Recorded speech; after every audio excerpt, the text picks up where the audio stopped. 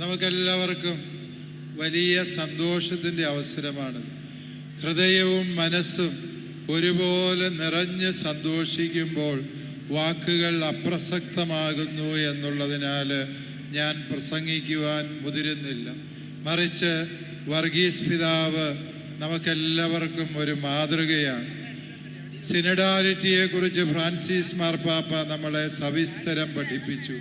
ഒരു ബിഷപ്പ് എങ്ങനെയാണ് തൻ്റെ ശുശ്രൂഷ ഈ സിനഡൽ സഭയിൽ നിറവേറ്റേണ്ടത് എന്നതിനെക്കുറിച്ച് ഫ്രാൻസിസ് മാർപ്പാപ്പ ദീർഘമായി പ്രസംഗിച്ചിട്ടുണ്ട്. പക്ഷേ എനിക്ക് തോന്നുന്നു ഒരു ബിഷപ്പ് എപ്രകാരമായിരിക്കണം എന്നുള്ളതിന് വാക്കുകൾക്കുപരിയായി നമ്മുടെ വർഗീസ് ചക്കാലയ്ക്കൽ പിതാവിനെ ചൂണ്ടിക്കാണിച്ചാൽ മതി. ഒരു മെത്രാനിൽ നിന്ന് ജനം പ്രതീക്ഷിക്കുന്ന നന്മയുടെയൊക്കെയും സമാഹാരമാണ് പ്രിയപ്പെട്ട വർഗീസ് പിതാവ് എന്ന് നമുക്കറിയാം. ഈ കോഴിക്കോട് അതിരൂപതയോടുള്ള, തലശ്ശേരി അതിരൂപതയ്ക്കെന്നല്ല, കുടിയേറ്റ ജനതയ്ക്ക് മുഴുവനുമുള്ള വലിയ കടപ്പാടും നന്ദിയും ഏറ്റുപറയാൻ ഞാൻ ഈ അവസരം വിനിയോഗിക്കുകയാണ്.